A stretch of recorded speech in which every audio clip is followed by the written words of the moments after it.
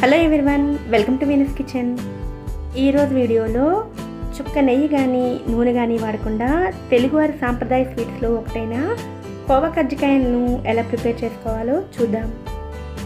ఈ కోవా కజ్జికాయలను ప్రిపేర్ చేసుకోవడానికి ఒక ముదిరిన కొబ్బరికాయ నుండి అరచెక్కను తీసుకుని కొబ్బరి వెనకాల ఉండే బ్రౌన్ పార్ట్ని తీసేసుకుని ఇలా ముక్కలుగా కట్ చేసుకుని తురిమిన కొబ్బరిలా మెత్తగా గ్రైండ్ చేసుకోవాలి. ఇలా గ్రైండ్ చేసుకుని కొబ్బరిని మెజర్ చేసి తీసుకోవాలి. ఇంట్లో ఉండే ఏదైనా కప్పుతో కూడా మెజర్ చేసి తీసుకోవచ్చు. ఒక కప్పు కొబ్బరిని ప్యాన్లోకి తీసుకుని ఏ కప్పుతో అయితే కొబ్బరిని తీసుకున్నామో అదే కప్పుతో 1/2 కప్పు వరకు తురిమిన బెల్లాన్ని కూడా వేసుకోవాలి. ఇప్పుడు ఈ కొబ్బరిని బెల్లాన్ని కూడా రెండింటిని బాగా కలిసేటట్లు మిక్స్ చేసుకుని స్టవ్ మీద పెట్టుకుని మీడియం ఫ్లేమ్లో కుక్ చేసుకోవాలి. బెల్లం కరిగేసరికి కన్సిస్టెన్సీ కొంచెం పలచబడుతుంది. మళ్ళీ ప్యాన్ నుంచి సెపరేట్ అయ్యేంత వరకు కూడా మిక్స్ చేసుకుంటూ ప్రిపేర్ చేసుకోవాలి. కన్సిస్టెన్సీ దగ్గర పడుతున్నప్పుడు ఇందులో 1/2 టీ స్పూన్ యాలకుల పొడిని వేసుకుని బాగా కలిసేటట్లు మిక్స్ చేసుకోవాలి. ఈ కొబ్బరి బెల్లం మిశ్రమంలో నెయ్యిని కానీ నూనెని కానీ యాడ్ చేసుకోవాల్సిన అవసరం లేదు. కొబ్బరి నుండి వచ్చే ఆయిలే సరిపోతుంది. ఈ మిశ్రమం ప్యాన్ నుంచి సెపరేట్ అవుతున్నప్పుడు స్టవ్ ఆఫ్ చేసుకుని కొద్దిగా చల్లారనివ్వాలి. పూర్తిగా చల్లారిన తర్వాత కాకుండా గోరువెచ్చగా ఉన్నప్పుడు కొబ్బరితోటి ఉండల్ని ప్రిపేర్ చేసుకోవాలి. ఇలా మొత్తం ముద్దతోటి ఉండల్ని ప్రిపేర్ చేసుకుని ఇవి ఆరిపోకుండా ఉండడం కోసం వీటిపైన మూత పెట్టుకుని రెడీగా పక్కన పెట్టుకోవాలి.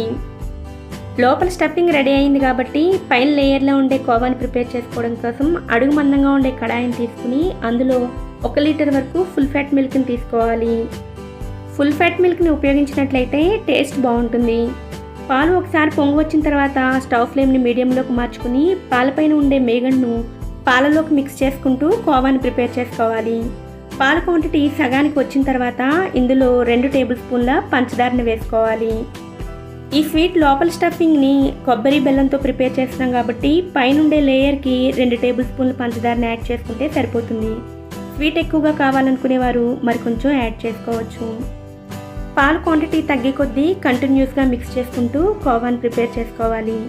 ఇలా కోవా ప్యాన్ నుంచి సెపరేట్ అయిన తర్వాత స్టవ్ ఆఫ్ చేసుకుని పూర్తిగా చల్లారనివ్వాలి. ఇలా ప్రిపేర్ చేసిన ఈ కోవా పలుకుల్లా ఉంటుంది కాబట్టి పూర్తిగా చల్లారిన తర్వాత చపాతీ పిండిని ఒత్తినట్లుగా చేతితో ఒత్తుతూ సాఫ్ట్గా చేసుకోవాలి.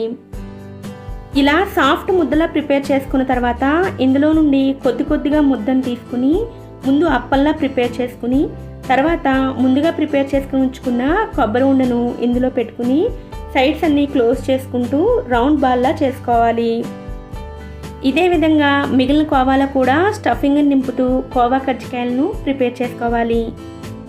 వీటిని లడ్డూలా చుట్టినప్పుడు పైన లేయర్ అంతా సాఫ్ట్గా ఉంటుంది. ఒక అరగంట తర్వాత చూసినట్లయితే పై లేయర్ అంతా ఆరిపోయి పర్ఫెక్ట్గా రెడీ అవుతాయి. 1 లీటర్ పాలతోటి 10 వరకు కోవా కజ్జికాయలను ప్రిపేర్ చేసుకోవచ్చు. ఇలా ప్రిపేర్ చేసుకున్న ఈ కోవా కజ్జికాయలను బయట అయితే 3 రోజులు, ఫ్రిడ్జ్లో అయితే 6 రోజుల వరకు స్టోర్ చేసుకోవచ్చు. నెయ్యిని కానీ నూనెని కానీ ఉపయోగించకుండా ఈ సాంప్రదాయమైన స్వీట్ని మీరు కూడా తప్పకుండా ట్రై చేయండి. ఓకే ఫ్రెండ్స్, ఈ వీడియో కనుక మీకు నచ్చినట్లయితే వీడియోని లైక్ చేసి ఛానల్ని సబ్స్క్రైబ్ చేసుకుని పక్కనే ఉన్న బెల్ ఐకాన్ కూడా యాక్టివేట్ చేసుకోండి. Thanks for watching.